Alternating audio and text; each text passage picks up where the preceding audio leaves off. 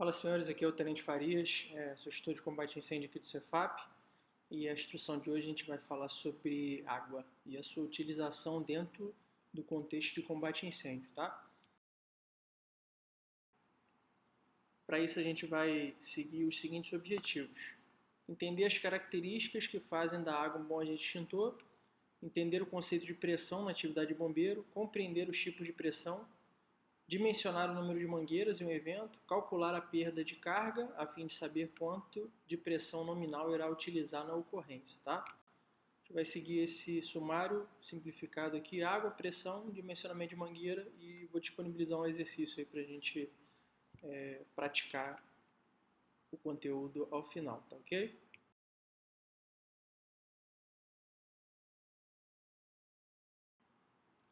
E por que a gente utiliza a água como principal recurso nesse tipo de atividade, né? Primeiro ponto é o preço, e comparado com a sua abundância ali, a gente tem bastante água à nossa disposição para desempenhar a nossa atividade, certo? A alta capacidade de absorção de calor dela, e a gente vai entender um pouquinho mais detalhado mais para frente, e o alto poder de expansão dela. Aí eu botei um esquemazinho aí do quanto chega a expandir um volume de água dependendo da temperatura que ele atinge, certo? Então, de 1.700 vezes, eles estando a 100 graus Celsius, e até 3.500 vezes eles estando até 400 graus. E lembrando da instrução sobre teoria do incêndio, certo? Essas são temperaturas facilmente atingidas dentro de um contexto de combate a incêndio em ambiente compartimentado, certo? Então, uma aplicação de água pode chegar a esses valores de multiplicador de volume, e aí eu botei até uma semelhança com uma caixa d'água para que se assemelhe a que tipo de espaço que esse volume de água que a gente vai aplicar de forma padronizada ali vai atingir, né? Vai expandir, vai ocupar dentro daquele ambiente ali, certo? Então fica com essa informação na cabeça aí. E para a gente apagar um incêndio, o que a gente precisa, né? É pura e simplesmente aplicar água, né? É só o militar precisa lá jogar água ali naquele foco e acabou, né? Então é isso que a gente vai destrinchar ao longo da instrução de hoje, tá ok? Não, não é essa a questão. Eu já adianto que para a gente apagar um incêndio, o que a gente precisa? Absorver calor mais do que é liberado de calor dentro daquela reação de combustão ali. Então, esse é o ponto-chave para a gente conseguir debelar um incêndio, certo? O incêndio ele produz um fluxo de calor, né? De acordo com os combustíveis que ali vão estar em combustão, certo? E precisamos roubar energia com mais eficiência, ou seja, mais rápido do que o incêndio consegue produzir. Então, como aplicar a água de maneira mais eficiente possível? E aí a gente vai pedir ajuda aí para a física para a gente conseguir entender como a água reage a essa variação de temperatura. Então, para variação de temperatura sem mudança de estado físico, certo? Então, se eu quero pegar um cubo de gelo que está a -20 e eu variar a temperatura dele para 0 graus, ou seja, aumentar a temperatura dele, eu uso um tipo de fórmula, que é a fórmula do calor sensível, que é a quantidade de energia, certo? Em calorias, é igual a massa vezes o coeficiente de calor sensível vezes a variação da temperatura, certo? Então, o que vai ser feito aqui? Uma quantidade de energia vai ser ofertada, vai ser exposta a esse cubo de gelo para ele variar de temperatura, calculada pela fórmula do calor sensível. Quando ele atingir a temperatura ideal para haver a mudança de estado físico, vai ter que ser ofertado mais uma quantidade de caloria, de energia para esse cubo de gelo mudar de estado físico de gelo para água, certo? Líquida. Então, e nessa sequência até que esse cubo de gelo se transforme em vapor a 120 graus, certo? Então, essas duas fórmulas que a gente vai tomar como referência para entender que diferença que tem quando a água está apenas mudando de temperatura para quando ela está mudando de estado, né? Por que eu estou falando disso? Porque aqui a gente começa a avaliar o coeficiente de calor latente e o coeficiente de calor específico. Então dá para a gente entender que o coeficiente, pegando aqui o exemplo do calor latente da fusão do gelo e o calor específico do gelo. Então, reparem nos valores. O calor latente da fusão do gelo são 80 calorias por grama. O calor específico do gelo são 0,5 calorias por grama. Isso quer dizer o quê? Quer dizer que para o gelo mudar de temperatura, ele possui um coeficiente de 0,5. Para um gelo fundir, ele precisa de um coeficiente de 80. Então, isso reflete o quê? Ele precisa, para mudar de estado físico, precisa de muito mais caloria, muito mais energia do que simplesmente para mudar de temperatura, certo? E isso vale para todas as mudanças de estado físico, tá? Então, repare aqui. Vaporização da água, 540. Calor específico da água, 0,5, certo? Então, isso quer dizer que ele consome, ele absorve mais energia, mais caloria, mudando de estado físico, certo?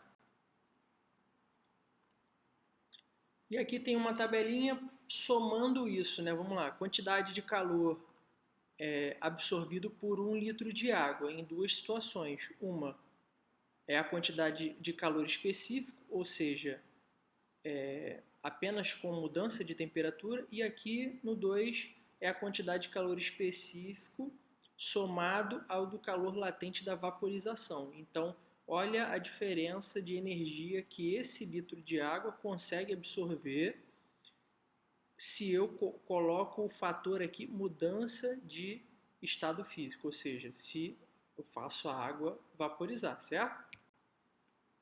Então, atingimos o patamar do preciso fazer a água evaporar. Para quê? Para ela absorver a maior quantidade de caloria, de energia possível, certo? Então, como que eu vou fazer essa água evaporar, né?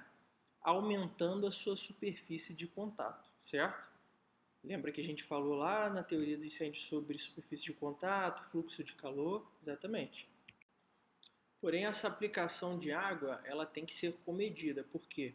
A gente vai ter 4 pontos aí em que vão ser bastante punitivos caso eu aplique água de maneira indiscriminada, certo? Então, primeiro ponto, eu vou produzir muito vapor d'água. Então, lembra que se eu aplico água em um determinado ambiente ali no combate ofensivo, essa aplicação de água, essa quantidade de água, lembra, ela vai expandir de 1.700 vezes até 3.500 vezes. Então, essa água vai virar vapor, ela vai virar vapor, vai se expandir nessa magnitude e isso esse vapor vai ocupar espaço dentro daquele ambiente que já está com a capa térmica acumulada no teto, estratificação da fumaça, então esse volume vai desbalancear totalmente esse equilíbrio térmico ali, tá? Então, segundo ponto, perturbar o balanço térmico. Então, a fumaça que estava com a temperatura mais alta de cima para baixo, ou seja, no teto, a fumaça que estava mais quente, ela vai descer e vai se misturar com o vapor, e esse vapor que expandiu de 1.700 a 3.500 vezes também vai liberar a energia dele também sobre mim, e isso vai fazer com que me cause um desconforto térmico maior do que o próprio feedback radiativo que a fumaça faz no combatente ali.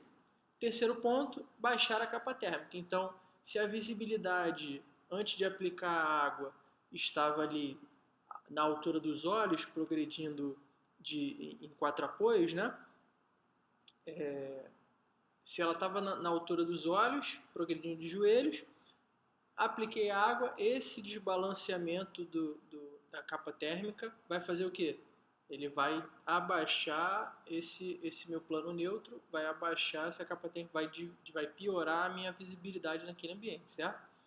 E quarto ponto, aumentar a temperatura nas partes mais baixas do cômodo, que tendem a ser as mais frias, certo? Então isso vai prejudicar e vai diminuir o tempo que eu vou conseguir me manter dentro daquele ambiente ali sem que o meu API sature, ok? E aqui a gente começa a querer entender como funciona a pressão dentro desse contexto como um todo, tá? Então, o que é pressão? Onde a gente, dentro das mangueiras ali, onde a gente usa pressão? Como a gente usa pressão? Então, vamos lá. Pressão nada mais é do que uma força aplicada em uma determinada área, certo? Na água, para fluir de uma extremidade para outra, através de mangueira, tubulação ou esguicho, certo? Então, a pressão, nesse caso, é exercida pela viatura através da água para fluir, através da mangueira, tubulação ou esguicho, tá? E aqui a gente tem variados tipos de pressão e a gente vai entender cada uma delas. Então, pressão dinâmica, pressão estática, residual e nominal. Pressão dinâmica, força aplicada na água fazendo a mesma fluir por um duto, certo? Exemplo, mangueira com água em movimento, ou seja, esguicho aberto. O que é pressão estática? Pressão estática é a força aplicada sobre um líquido que não está fluindo, certo? Então, exemplo disso, mangueira com água, mas o esguicho está fechado. Então, aquele fluido está estático. Pressão residual é a pressão da água que sai do esguicho na qual a gente utiliza, certo? Qual é o esguicho que a gente utiliza? O esguicho pistola, mais comumente. Quantos PSI são? 100 PSI residual para a gente conseguir combater de forma ofensiva aí. Pressão nominal é o quê? Pressão aferida pelo manômetro da água que sai da boca expulsora da viatura, beleza?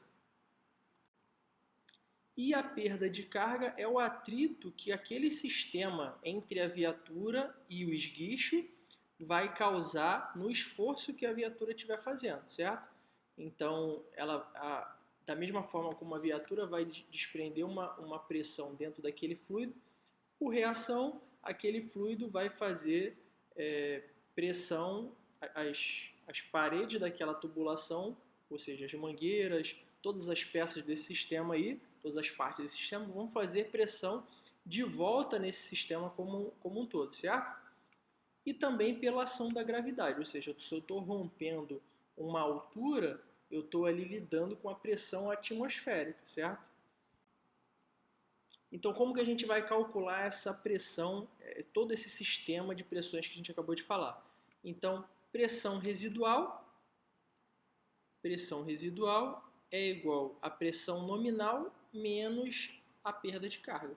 Então, pressão residual é a que eu preciso na ponta do esguicho. Pressão nominal é a que a minha viatura precisa fazer, é a que a minha viatura está fazendo de esforço. E a perda de carga é tudo que aquele sistema está fazendo de esforço contrário ao que eu estou fazendo, certo? Então, eu também posso adotar a pressão nominal é igual a pressão residual mais a perda de carga, certo?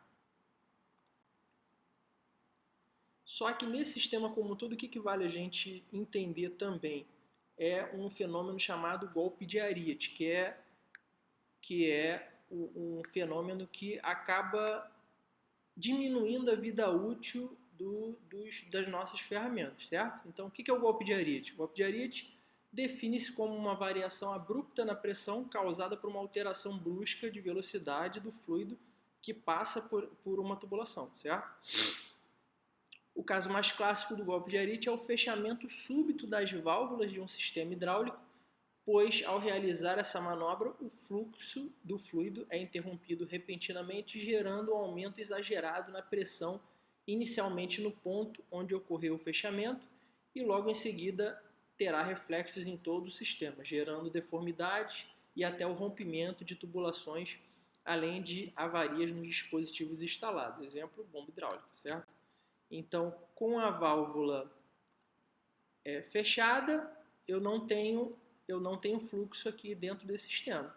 Abrir a válvula, o fluxo vai ser liberado. Se eu fecho essa válvula repentinamente, vai haver uma colisão entre as moléculas aqui, de modo que uma onda de choque pode ser com que dependendo da vazão que eu esteja trabalhando, pode ser que acarrete ou o rompimento de uma mangueira, ou a danificação da bomba hidráulica do meu corpo de bomba, certo? Então, se eu estou trabalhando com uma vazão alta, eu tomo cuidado com o fechamento abrupto. Eu não executo o fechamento abrupto dessa válvula para não ocasionar o golpe de arite. E, basicamente, o que é uma vazão alta? Qualquer coisa além de 60 galões por minuto, certo? Então, costumeiramente usamos 30 galões por minuto em basicamente todas as nossas aplicações de água. Em algumas condições usamos 60 e algumas técnicas possuem 125 galões por minuto, certo? Se eu estou trabalhando com 125, eu vou executar o fechamento do meu esguicho, fechamento da minha válvula ali que eu estou operando, de maneira suave, de maneira a não causar esse golpe de arite, tá ok? E aí, como é que eu vou minimizar isso? Baixando a vazão, certo? Ou reduzindo a vazão que eu estou trabalhando, fechando o registro mais lentamente, beleza? Então, no combate a incêndio, trabalhamos com alta vazão na aplicação de pulsos longos de alta vazão, certo? 125. É necessária atenção plena no momento do fechamento do esguicho.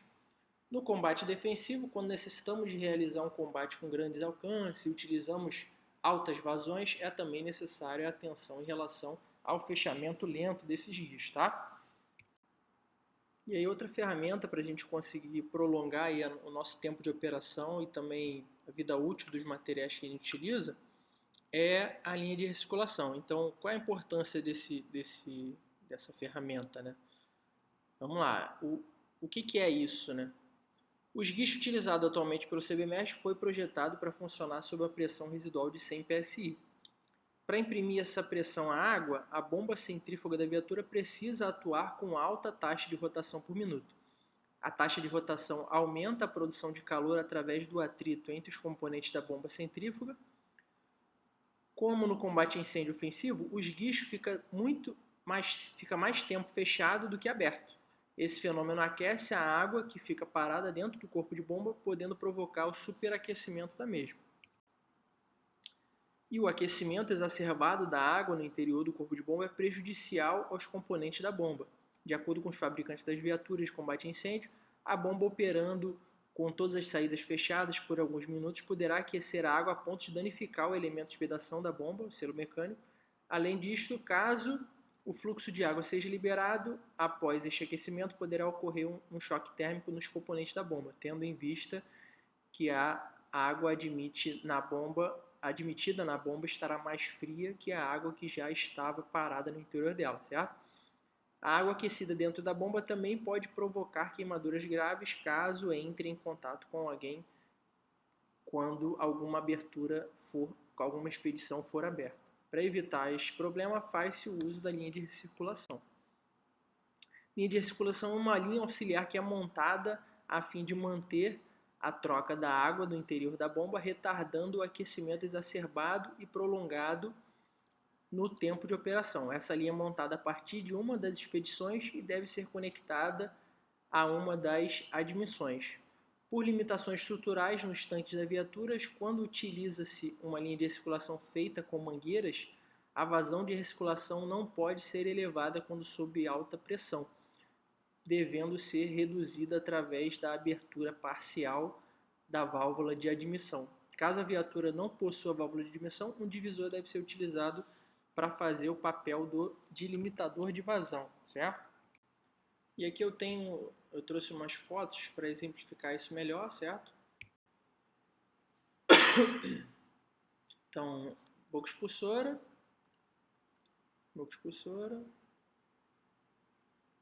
admissão ou entrada do hidrante aqui na retaguarda da viatura. Então, a condição em que, se aqui eu emprego uma pressão elevada, certo? Se eu estou falando de uma pressão nominal aí de mais de 100 PSI, dependendo da perda de carga, eu estou com 120 PSI, então eu estou jogando 120 PSI dentro da entrada do hidrante aqui, certo? Então, se eu não consigo, se eu não tenho nenhuma válvula que eu consiga dosar essa entrada de água aqui, de modo que eu não possa, que eu não consiga, de modo que eu não deva jogar pressão, água com pressão dentro do tanque da bomba, tanque da viatura, eu devo colocar um divisor para poder fazer esse papel de dosar esse volume de água abrupto entrando pela admissão aqui do hidrante, certo? E antes da gente entrar em dimensionamento de mangueira, só um adendo, uma ressalva sobre essa questão da linha de recirculação. Hoje o Corpo de Bombeiro está passando por uma renovação da frota e algumas viaturas mais modernas já possuem um dispositivo de esvaziamento da água que contém ali dentro do corpo de bomba quando essa água atinge uma temperatura muito elevada, certo? Então isso já é um mecanismo de proteção do próprio sistema que a viatura já possui, certo? Só que como alguns quartéis ainda possuem viaturas desse modelo, que eu mostrei foto aí, ou de modelos até mais antigos, a gente ainda tem que se preocupar, a gente não pode ignorar esse ponto da recirculação não, certo? Então a gente segue agora com o dimensionamento de mangueiras dentro desse sistema como um todo, aliado aí ao combate a incêndio. Então, a gente vai dimensionar a mangueira em que tipos de estabelecimento. Então, a gente tem os diversos tipos aqui. Canalização preventiva, içamento ou descida de linha, utilização da plataforma ou estabelecimento pela escada, certo? Então, como é que vai funcionar esse dimensionamento em cada situação dessa? Então, eu posso utilizar aqui a canalização preventiva. Então, a minha viatura de água ela vai pressurizar esse hidrante de recalque aqui, pressurizando assim o sistema como um todo, e eu vou poder utilizar a caixa de incêndio do pavimento para poder executar esse combate, né? Tem alguns poréns nesse sistema aí. Pode ser que essa canalização preventiva não esteja em condições a ser utilizada dessa forma, de modo que com a pressurização da viatura tem algum escape de pressão em algum ponto desse sistema, dessa canalização, que não deixe você atingir a pressão residual de 100 PSI, isso vai prejudicar o combate. Mas de modo a dimensionamento dessa mangueira, em cada caixa de incêndio do pavimento você vai ter duas mangueiras de 1,5, então você terá já 30 metros ali para poder romper de distância e progressão dentro daquele pavimento, sendo ali o foco, certo? Agora, se eu for utilizar içamento ou descida de linha, eu vou ter que condicionar a minha distância ao pé direito daquele pavimento, certo? E se eu falo de um pé direito de 3 metros em média, e dependendo dos pavimentos, vamos supor um foco que esteja no terceiro andar, certo? Então são 3 pavimentos, ou seja, 9 metros. Então a cada 9 metros adota-se uma mangueira de 1,5 para ser feito esse estabelecimento por içamento ou descida de linha, tá ok? Terceira forma de estabelecimento é utilizando a plataforma ali como um hidrante elevado. Então, o dimensionamento que se faz necessário nesse caso é o dimensionamento do hidrante para dentro da edificação, certo? Então, ali já é de acordo com a sua avaliação de onde está localizado o foco, mas para romper essa distância do pavimento térreo até o pavimento do foco, né, do sinistro, a plataforma já possui a sua canalização interna ali, que desconsidera esse cálculo a mais que você vai fazer de material para poder fazer esse estabelecimento, certo? A não ser o dimensionamento do estabelecimento de mangueira das linhas de combate da plataforma em diante, certo? Já no pavimento do foco. E o mais comum, né, e também, entre aspas, mais seguro, é o estabelecimento pela escada, certo? Então, qual vai ser o dimensionamento que eu vou precisar para romper esses pavimentos? Então, a cada 3 andares, eu vou precisar de 2 mangueiras, certo? Pontos importantes nesse contexto como um todo. Em 30 galões por minuto, mangueiras de 1,5 possuem perda de carga de 2,25. Mangueiras de 2,5 possuem perda de carga de 0,225. Por que não usar mangueira de 2,5 para o estabelecimento? Por que não usar mangueiras de 2,5 para o combate? O estabelecimento é com o divisor, então sempre tenham isso em mente, certo? Então vamos lá, 3 andares. Se eu estou rompendo, lembra que eu falei de perda de carga. Se a gente está falando de perda de carga, cada tipo de mangueira vai ter uma perda de carga diferente. Mas também há a perda de carga da pressão atmosférica. Então, a cada 3 andares, 15 PSI, certo? Logo, a cada andar, temos uma perda de carga de 5 PSI. Então, nesse sistema como um todo, o que eu vou ter que fazer? Compensar cada mangueira de 2,5, cada mangueira de 1,5 e cada andar rompido aí de altura, certo? E essa vai ser a minha pressão nominal. Então, pressão nominal, resumindo, pressão nominal da minha viatura, ou seja, a quantidade de PSI que a minha viatura vai ter que fazer de esforço naquele sistema, é 100 PSI acrescidos dessa perda de carga, do total dessa perda de carga, certo? Então, para os senhores praticarem essa parte de cálculo de dimensionamento de mangueira e cálculo de perda de carga, eu coloquei alguns exercícios para os senhores fazerem, então só pausar o vídeo, se atentar ao comando do exercício e logo na sequência tem a solução, né? O gabarito, o descritivo ali de todo o cálculo necessário para poder atingir o valor correto, tá ok?